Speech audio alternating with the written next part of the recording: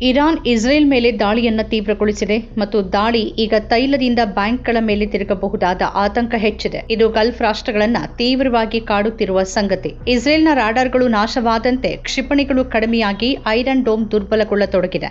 Iran ಕ್ಷಿಪಣಿಗಳು tell ಅವೀವ್ಗೆ ಬೀಳ್ತಾ ಇದ್ದು ಗಣನೀಯ ವಿನಾಶಕ್ಕೆ ಕಾರಣವಾಗ್ತಿದೆ. ಈ ಸುದ್ದಿ ಹೊರಹೋಗದಂತೆ ಇಸ್ರೇಲ್ನಲ್ಲಿ ಮಾಧ್ಯಮಗಳು ಅಥವಾ ಸಾರ್ವಜನಿಕರು ಅಂತಹ ವಿಡಿಯೋಗಳನ್ನು ತೆಗೆದುಕೊಳ್ಳದಂತೆ ನಿರ್ಬಂಧಿಸಲಾಗಿದೆ.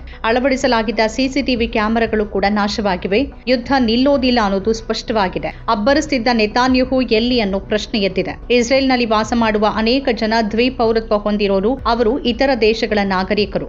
ಅನೇಕ ಅಮೆರಿಕನ್ನರು ಇಸ್ರೇಲಿ ಪೌರತ್ವ ಹೊಂದಿದ್ದು ಈಗ ಅಮೆರಿಕಕ್ಕೆ ವಾಪಸ್ಸಾಗ್ತಿದ್ದಾರೆ. ದುಬೈ ವಿಮಾನ ನಿಲ್ದಾಣದಲ್ಲೂ ಜನದಟ್ಟಣೆ ಇದೆ. ಜನ ದುಬೈ ಬಿಡುವ ಬಗ್ಗೆ ಮಾತಾಡ್ತಿದ್ದಾರೆ. ಮತ್ತೊಂದು ಕಡೆ ಈಗ ಯುದ್ಧ ತೈಲದಿಂದ ಆರ್ಥಿಕತೆ ಕಡೆಗೆ ತಿರುಗಿದೆ. ಬ್ಯಾಂಕುಗಳ ಮೇಲೆ ದಾಳಿ ಭೀತಿ ಶುರುವಾಗಿದೆ. Israel, Qatar, Oman, UAE, Dubai, Abu Dhabi ಮತ್ತು ರಿಯಾದ್ ಹೀಗೆ ಗಲ್ಫ್ ರಾಷ್ಟ್ರಗಳಾದ್ಯಂತ ಬ್ಯಾಂಕ್ಗಳನ್ನು ಖಾಲಿ ಮಾಡಲಾಗ್ತಿದೆ. ಎಚ್ಎಸ್ಬಿಸಿ, ಸಿಟಿ ಬ್ಯಾಂಕ್ಗಳು ತಮ್ಮ ಎಲ್ಲ ಉದ್ಯೋಗಿಗಳಿಗೆ ಕಚೇರಿಗೆ ಬರದಂತೆ ಹೇಳಿವೆ. ಬ್ಯಾಂಕುಗಳನ್ನು ಮುಚ್ಚಲಾಗಿದೆ. ಇದನ್ನ ಪ್ರಾರಂಭಿಸಿದ್ದು ಇರಾನ್ ಅಲ್ಲ. ಇಸ್ರೇಲ್ ಟೆಹರಾನ್ನಲ್ಲಿರುವ ಬ್ಯಾಂಕ್ ಮೇಲೆ ಬಾಂಬ್ ದಾಳಿ ಮಾಡಿ ಬ್ಯಾಂಕಿಗೆ ಹಾನಿ ಮಾಡಿ ಹಲವಾರು ಉದ್ಯೋಗಿಗಳನ್ನ ಕೊಂದ ಕಾರಣ ಇರಾನ್ ಕೂಡ ಬ್ಯಾಂಕ್ ಮೇಲೆ ದಾಳಿ ನಡೆಸುವ ಮಾತಾಡಿದೆ. ನಾವು ನಿಮ್ಮನ್ನ ಬಿಡೋದಿಲ್ಲ, ನಿಮ್ಮ ಬ್ಯಾಂಕ್ಗಳ ಮೇಲೂ ದಾಳಿ ಮಾಡ್ತೀವಿ ಅಂತ ಹೇಳಿದೆ. ಅಂದ್ರೆ ಇನ್ನು ಮುಂದೆ ಕೇವಲ ತೈಲ ಮತ್ತು ಅನಿಲದ ಬಗ್ಗೆ ಅಲ್ಲ, ಈಗದು ಹಣದ ಬಗ್ಗೆನೂ ಆಗಿದೆ. ಬ್ಯಾಂಕಿಂಗ್ ವಲಯವನ್ನ ಮುಚ್ಚೋದು ಅಂತಂದ್ರೆ ವಹಿವಾಟುಗಳನ್ನ ಮುಚ್ಚೋದು. ಇರಾನ್ ಈಗ ಆ ವಲಯಕ್ಕೂ ತೀವ್ರ ಹೊಡೆತ ನೀಡಿದೆ. ದುಬೈನಲ್ಲಿ 2 ಕ್ಷಿಪಣಿಗಳನ್ನ ಬೀಳಿಸಿರುವುದಾಗಿ ಹೇಳಲಾಗಿದೆ. ದುಬೈ ಅಂತಾರಾಷ್ಟ್ರೀಯ ವಿಮಾನ ನಿಲ್ದಾಣದ ಸಮೀಪ 2 ಡ್ರೋನ್ಗಳು ಬಿದ್ದಿವೆ ಅನ್ನೋ ವರದಿಗಳಿವೆ. ಇದರ ಪರಿಣಾಮವಾಗಿ 2 ಘಾನಾದ ಪ್ರಜೆಗಳು, ಓರ್ವ ಬಾಂಗ್ಲಾದೇಶಿ ಪ್ರಜೆ ಮತ್ತು ಓರ್ವ ಭಾರತೀಯ ಪ್ರಜೆ ಗಾಯಗೊಂಡಿದ್ದಾರೆ. ಹಾಗಾಗಿ ಯುಎಇ ಸುರಕ್ಷಿತವಾಗಿದೆ ಅನ್ನೋದು ಇನ್ನೂ ನಿಜವಲ್ಲ. ಈಗ ದುಬೈನಲ್ಲಿನ ಪರಿಸ್ಥಿತಿ ಬ್ಯಾಂಕ್ಗಳನ್ನು ಮುಚ್ಚುವಂತೆ ಮಾಡಿದೆ. ಇದು ಸಣ್ಣ ವಿಷಯವಲ್ಲ. ಅಮೆರಿಕ ಸಾವಿರಾರು ಮೈಲುಗಳಷ್ಟು ದೂರದಿಂದ ಹೇಳಿಕೆಗಳನ್ನ ನೀಡ್ತಿದೆ. ಆದರೆ ನೆತಾನ್ಯಹು ದನಿಯೇ ಕೇಳಿಸದಂತಾಗಿದೆ ಅಂತ ವಿಶ್ಲೇಷಣೆಗಳು ಹೇಳ್ತಿವೆ. ಇರಾನ್ ನೌಕಾಪಡೆಯನ್ನ ನಾಶಪಡಿಸಿದ್ದಾಗಿ, ಇರಾನ್ನ ರಕ್ಷಣಾ ವ್ಯವಸ್ಥೆಯನ್ನ ನಾಶಪಡಿಸಿದ್ದಾಗಿ ಟ್ರಂಪ್ ಹೇಳ್ತಿದ್ದಾರೆ. ಆದರೆ ಹೋರ್ಮುಜ್ ರಾಜ್ಯದಿಂದ ತನ್ನ ಹಡಗುಗಳನ್ನ ಅದು ಯಾಕೆ ಕಳಿಸ್ತಿಲ್ಲ ಅನ್ನೋ ಪ್ರಶ್ನೆ ಇದೆ. ಅಮೆರಿಕ ಹೇಳ್ತಿರೋದೇ ಬೇರೆ, ವಾಸ್ತವನೇ ಬೇರೆ ಇರೋದು ಅನ್ನೋದು ಸ್ಪಷ್ಟವಾಗ್ತಿದೆ. ಇರಾನ್ ಈಗ ಬ್ಯಾಂಕ್ಗಳ ಮೇಲೆ ದಾಳಿ ಮಾಡುವ ಎಚ್ಚರಿಕೆ ನೀಡಿರೋದ್ರಿಂದ ಬ್ಯಾಂಕುಗಳು ಮುಚ್ಚಿದಾಗ ದುಬೈ, ಅಬುದಾಬಿ ಮತ್ತು ದೋಹಾದಲ್ಲಿ ಪ್ರಪಂಚದಾದ್ಯಂತ ಅನೇಕ ಜನ ಹೂಡಿಕೆ ಮಾಡಿದ ಹಣ ಕಳೆದು ಹೋಗುತ್ತೆ. ಎಚ್ಎಸ್ಬಿಸಿ ಖತರ್ನಲ್ಲಿರುವ ತನ್ನ ಎಲ್ಲ ಶಾಖೆಗಳನ್ನು ಮುಚ್ಚಿದೆ ಅಂತ ರಾಯ್ಟರ್ಸ್ ವರದಿ ಮಾಡಿದೆ. ಸ್ಟ್ಯಾಂಡರ್ಡ್ ಚಾರ್ಟರ್ ದುಬೈನಲ್ಲಿರುವ ತನ್ನ ಕಚೇರಿಗಳಿಂದ ತನ್ನ ಉದ್ಯೋಗಿಗಳನ್ನು ಸ್ಥಳಾಂತರಿಸಲು ಪ್ರಾರಂಭಿಸಿದೆ. ಸ್ಟ್ಯಾಂಡರ್ಡ್ ಚಾರ್ಟರ್ ದುಬೈನಲ್ಲಿರುವ ತನ್ನ ಕಚೇರಿಗಳನ್ನು ಕೂಡ ಮುಚ್ಚಲು ಪ್ರಾರಂಭಿಸಿದೆ. ಇರಾನ್ ಅಮೆರಿಕವನ್ನ ಗುರಿಯಾಗಿಸುತ್ತೆ ಎಂಬ ಎಚ್ಚರಿಕೆ ಹಿನ್ನೆಲೆಯಲ್ಲಿ ಬ್ಯಾಂಕ್ಗಳು ಮುನ್ನೆಚ್ಚರಿಕೆ ಕ್ರಮಗಳನ್ನು ತೀವ್ರಗೊಳಿಸಿವೆ. ಇರಾನ್ ಅನ್ನ ನಾಶಪಡಿಸಿದ್ದೇವೆ ಅಂತ ಹೇಳ್ತಿರುವ ಟ್ರಂಪ್ ತಮ್ಮ ಬ್ಯಾಂಕ್ಗಳನ್ನ ಯಾಕೆ ಸ್ಥಳಾಂತರಿಸುತ್ತಿದ್ದಾರೆ? ಅವರು ಈಗಾಗಲೇ ತಮ್ಮ ರಾಯಭಾರ ಕಚೇರಿಗಳನ್ನ ಸ್ಥಳಾಂತರ ಮಾಡಿದ್ದಾರೆ.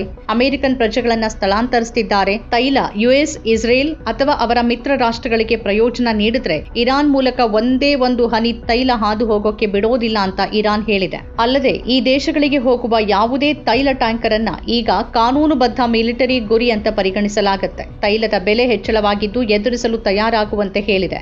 ಇರಾನ್ ಇಲ್ಲಿವರೆಗೆ ಏನ್ ಮಾಡ್ತಿದ್ರು ಅದನ್ನ ಪ್ರತೀಕಾರದ ನೀತಿ ಅಡಿಯಲ್ಲಿ ಮಾಡ್ತಿದೆ ಅಂತ ಹೇಳಲಾಗಿದೆ. ಅಂದ್ರೆ ಅದು ಅಮೆರಿಕ ಅಥವಾ ಇಸ್ರೇಲ್ನ ಪ್ರತಿಯೊಂದು ದಾಳಿಗೆ ಸೀಮಿತ ರೀತಿಯಲ್ಲಿ ಪ್ರತಿಕ್ರಿಯಿಸ್ತಾ ಇತ್ತು. ಈಗದು ಕೊನೆಗೊಂಡಿದ್ದು ಹೊಸ ನೀತಿ ಅನುಸರಿಸಲಿದೆ ಎನ್ನಲಾಗಿದೆ.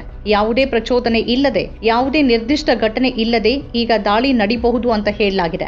ಇರಾನ್ನ ಷರತ್ತುಗಳ ಮೇಲೆ ಯುದ್ಧ ಕೊನೆಗೊಳ್ಳುವವರೆಗೆ ಈ ದಾಳಿಗಳು ಮುಂದುವರಿಯುತ್ತೆ. ಅಂದ್ರೆ ಇರಾನ್ ಯಾವುದೇ ರೀತಿಯ ಕದನ ವಿರಾಮಕ್ಕೆ ಸಿದ್ಧವಿಲ್ಲ. ಇದನ್ನ ಸ್ಪಷ್ಟವಾಗಿ ಹೇಳಲಾಗಿದೆ. ಇನ್ಮುಂದೆ ಇರಾನ್ ಮೇಲೆ ದಾಳಿ ನಡೆಯೋದಿಲ್ಲ ಎಂಬ ಗ್ಯಾರಂಟಿ ಸಿಗೋವರೆಗೂ ಇರಾನ್ ಯುದ್ಧ ನಿಲ್ಲಿಸಲು ತಯಾರಿಲ್ಲ. ಯಾಕಂದ್ರೆ ಈಗಾಗಲೇ ಮಾತುಕತೆ ಹೊತ್ತಲ್ಲೇ ದಾಳಿ ನಡೆಸಿ ವಂಚಿಸಿದ ಘಟನೆಗಳು ನಡೆದಿವೆ. ಈ ಮಧ್ಯೆ ಐಆರ್ಜಿಸಿ ಅಧಿಕೃತವಾಗಿ 3 ಹಡಗುಗಳ ಮೇಲೆ ದಾಳಿ ಮಾಡಿದೆ ಅಂತ ಘೋಷಿಸಿದೆ.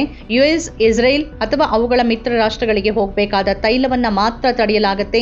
ಇತರ ದೇಶಗಳಿಗೆ ತೈಲ ತಾಗಿಸಲು ಹೋರ್ಮುಜ್ ಮುಕ್ತವಾಗಿದೆ ಅಂತಾನು ಇರಾನ್ ಹೇಳಿದೆ. ಹೋರ್ಮುಜ್ ರಾಜ್ಯ ಚೀನಾಗೆ ಮುಕ್ತವಾಗಿದೆ. ತೈಲ ಅಲ್ಲಿಗೆ ಹೋಗ್ತಿದೆ. ಆದ್ರೆ ಅದು ಭಾರತಕ್ಕೆ ಮುಕ್ತವಾಗಿಲ್ಲ. ವಾಸ್ತವವಾಗಿ ಅದನ್ನ ಬಾಂಗ್ಲಾದೇಶಕ್ಕೂ ತೆರೆಯಲಾಗಿದೆ. ಈಗ ಭಾರತ ಇರಾನ್ನೊಂದಿಗೆ ಮಾತುಕತೆ ನಡೆಸಲು ಪ್ರಯತ್ನಿಸುತ್ತಿದೆ. ಆದರೆ ಅದು ಇನ್ನೂ ಆಗಿಲ್ಲ ಮತ್ತು ಭಾರತದಲ್ಲಿ ಅನಿಲ ಬೆಲೆಗಳು ಏರೋಕೆ ಪ್ರಾರಂಭಿಸಿವೆ. ಯುಎಸ್ ನಿರ್ಬಂಧಗಳಿಂದಾಗಿ ಇರಾನ್ನಿಂದ ದೂರವಿದ್ದ ದೇಶಗಳಿಗೆ ಸಮಸ್ಯೆ ಶುರುವಾಗಿದೆ. ಇದರಲ್ಲಿ Bharat, Sri Lanka, Bangladesh, Indonesia, Malaysia, Japan ಮತ್ತು ದಕ್ಷಿಣ ಕೊರಿಯಾ ಸೇರಿವೆ. ಈ ಎಲ್ಲ ದೇಶಗಳಲ್ಲಿ ಈಗಾಗಲೇ ಅನೇಕ ಸಮಸ್ಯೆಗಳು ಪ್ರಾರಂಭವಾಗಿವೆ. ಮತ್ತೊಂದು ಕಡೆ ಇರಾನ್ ಇಂದು ಓಮನ್ನ ಅತಿದೊಡ್ಡ ತೈಲ ಸಂಗ್ರಹಗಾರದ ಮೇಲೆ ಕ್ಷಿಪಣಿ ಹಾರಿಸಿದ್ದು ಅದು ಉರಿಯುತ್ತಿದೆ.